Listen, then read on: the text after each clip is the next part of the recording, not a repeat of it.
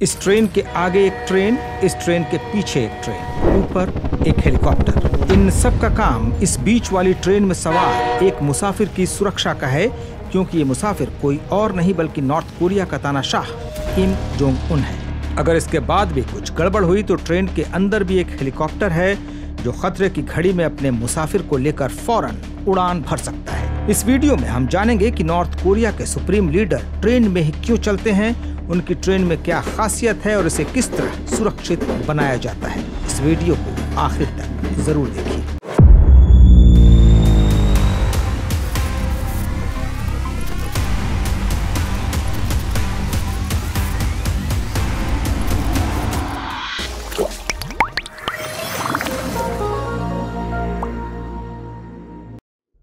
काफिले की पहली ट्रेन का काम रेलवे ट्रैक को चेक करना है। इसमें किसी तरह की गड़बड़ी नहीं होनी चाहिए। इस ट्रेन में 3 बोगियां होती हैं, जिनमें एक इंजन और 2 स्लीपर डिब्बे। इनमें एंटी माइन डिटेक्टर और दूसरी सुविधाएं मौजूद हैं। ट्रेन उन रास्तों के आसपास के इलाकों की भी छानबीन करती चलती है कि कहीं आसपास कोई एक्सप्लोसिव तो नहीं फिट है।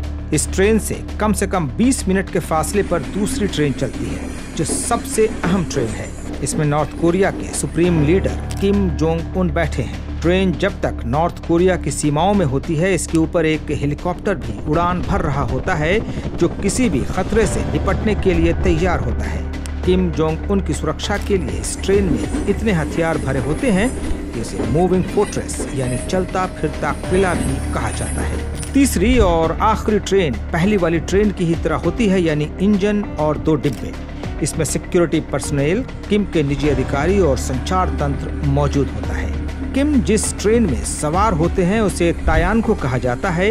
कोरियाई भाषा में इसका मतलब है सूरज। सूरज नॉर्थ कोरिया के लिए पवित्र सिंबल है और सादगी का प्रतीक। मानो किम इशारा करना चाहते हो कि वो अपनी जनता के कितने करीब हैं और यह काम वो कितनी सादगी से कर रहे हैं।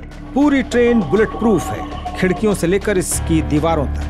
इसके फ्लोर को इतना ठोस बनाया गया है कि वो किसी भी धमाके को सह सके और सुप्रीम लीडर को किसी तरह की आंच न आने पाए। ट्रेन के अंदर जो अत्याधुनिक हथियार भरे हैं, वो किसी भी हमले से निपटने के लिए तैयार होते हैं। यहाँ तक कि इसमें एंटी एयरक्राफ्ट और एंटी मिसाइल उपकरण भी तैयार किए गए हैं। ट्रेन में भारी भरकम मशीन गन भी फिट है, लेकिन अगर ये सब कुछ नाकाम होता है तो पीछे का दरवाजा खुलेगा और वहां से एक हेलीकॉप्टर किम को लेकर फरार हो जाएगा।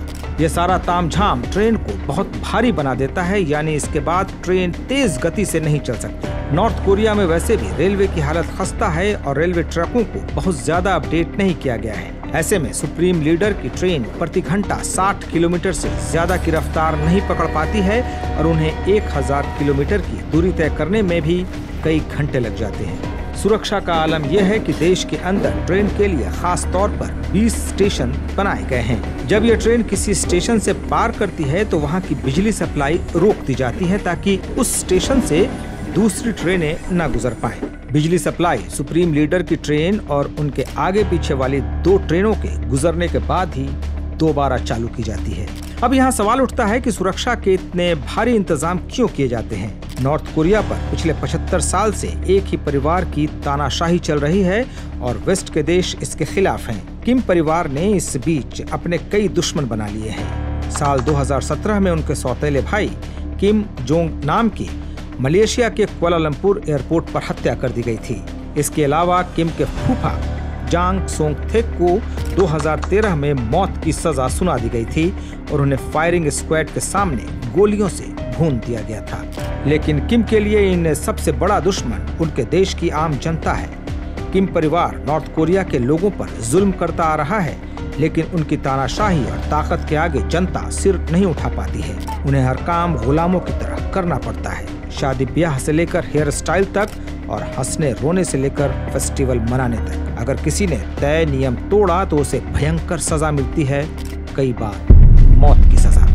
किम परिवार को मालूम है कि जनता उनके खिलाफ है, लेकिन उनके जुल्म की वजह से वो खुलकर विरोध नहीं कर पा रही है। किम की ट्रेन की खास सुरक्षा की एक वजह ये भी है कि कहीं देश के अंदर ही उनके खिलाफ हमला न हो जाए। कई बार इस ट्रेन की सुरक्षा की तुलना अमेरिकी राष्ट्रपति के आधिकारिक विमान एयरफोर्स 1 से की जाती है।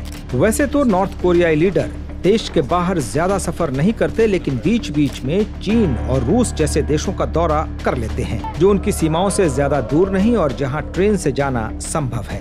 साल 2023 में किम ने रूसी राष्ट्रपति व्लादिमीर पुतिन से मुलाकात करने के लिए 1000 किलोमीटर की दूरी अपनी इस खास ट्रेन से पूरी की थी, जिसमें उन्हें 1 दिन से भी ज्यादा का वक्त लगा था। धीमी गति की वजह से किम को कई दिनों तक ट्रेन में रहना पड़ता है।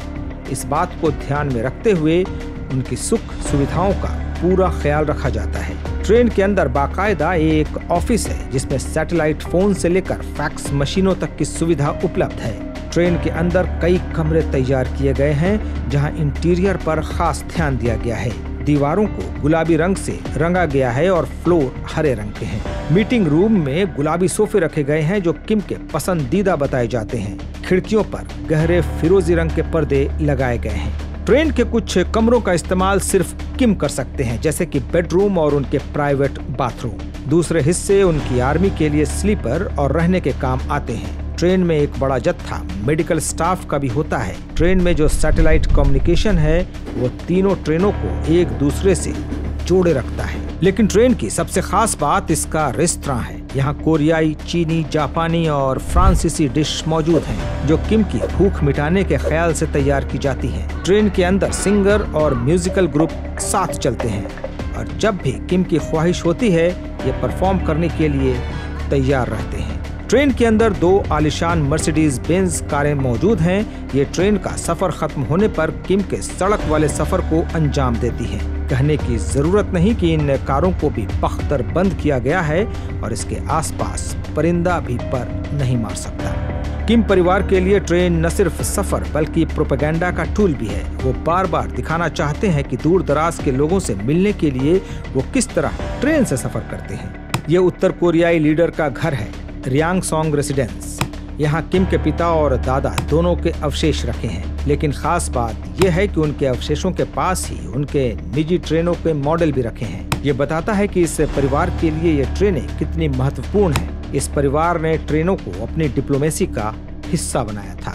1994 में अपनी मौत से पहले तक किम इल सुंग ट्रेन से सफर करते रहे। 1984 में तो उन्होंने यूरोप के लगभग सभी सोशलिस्ट देशों को ट्रेन से ही नाप दिया था। इस दौरान उन्होंने पोलैंड, पूर्वी Germany, Czechoslovakia, Hungary, Yugoslavia, Bulgaria और रोमानिया का दौरा किया। इसके बाद सोवियत संघ में उनका लंबा सफर चला। समझा जाता है कि नॉर्थ कोरिया के पिछले लीडर और किम जोंग उन के पिता किम जोंग इल को ऊंचाई से डर लगता था और इस वजह से उन्होंने कभी हवाई जहाज पर उड़ान नहीं भरी और इसी वजह से उनके लिए खास ट्रेन तैयार किया गया। एक बार तो उन्होंने ट्रेन से मॉस्को तक का सफर तय कर लिया। 20,000 किलोमीटर के इस सफर में खाने पीने और ऐश के सारे सामान मौजूद थे। ट्रेन में जिंदा लॉबस्टर से लेकर फ्रांस की बोर्डो वाइन तक का इंतजाम था। 3 हफ्ते की यात्रा में एक रूसी अधिकारी भी उनके साथ था, कॉन्स्टेंटिन पुलिकोवस्की। साल 2002 में पुलिकोवस्की ने इस यात्रा पर एक किताब लिख दी, ओरिएंट एक्सप्रेस। इसके बाद इस ट्रेन की जानकारी दुनिया भर में पहुंची, वरना तो नॉर्थ कोरिया अपने राज को छिपाकर रखने के लिए जाना जाता है। इस बीच एक और घटना हुई। साल 2004 में जब किम इल ट्रेन से सफर कर रहे थे तो चीन की सीमा के पास उनकी ट्रेन के गुजरने के कुछ ही घंटों बाद एक मालगाड़ी में जबरदस्त विस्फोट हुआ। पेट्रोल से भरी इस मालगाड़ी में सवार और आसपास के 160 लोगों की जान चली गई, जबकि लगभग 1300 लोग घायल हो गए। बताया जाता है कि ये महज एक दुर्घटना थी, लेकिन नॉर्थ कोरिया के अधिकारियों ने कहा कि ये उनके देश के लीडर की हत्या की साजिश थी। इस घटना के बाद ट्रेनों की सुरक्षा कई गुना बढ़ा दी गई। इसके बाद रूसी अधिकारियों और आम लोगों को इस ट्रेन की तस्वीर लेने से रोक दिया गया। जब ये ट्रेन रूस की सीमा में दाखिल होती है तो आसपास के रहने वाले लोगों से बाहर नहीं निकलने को कहा जाता है। हालांकि सैटेलाइट और मोबाइल फोन के इस युग में तस्वीरों से पूरी तरह बचना आसान नहीं।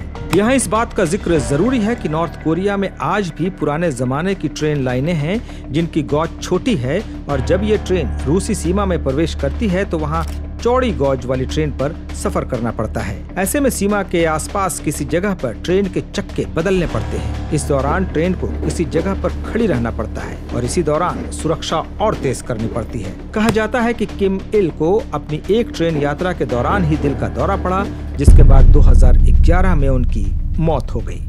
इसके बाद किम जोंग उन ने परिवार और देश की ट्रेन परंपरा को कायम रखा है। उनके सत्ता में आने के बाद से ट्रेनों की सुरक्षा और बढ़ा दी गई है। उन्होंने इस दौरान 2 बार साल 2019 और 2023 में रूस का दौरा किया है, जबकि देश के अंदर भी कई ट्रिप किए हैं। लेकिन सबसे ज्यादा चर्चा उनकी हनोई यात्रा की होती है, जब उन्होंने अमेरिकी राष्ट्रपति डोनाल्ड ट्रंप से मुलाकात की थी। इस मुलाकात को हाल के वर्षों में अंतर्राष्ट्रीय राजनीति और कूटनीति के मामले में मील का पत्थर बताया जाता है। नॉर्थ कोरिया एक अलग थलग अलोकतांत्रिक देश है। उसके लीडर सिर्फ रेल यात्रा ही कर पाते हैं, यानी दूर दराज के लीडर से मुलाकात की संभावनाएं और भी कम हो जाती हैं। ऐसे में नॉर्थ कोरिया में बदलाव की फिलहाल कोई उम्मीद भी नजर नहीं आती।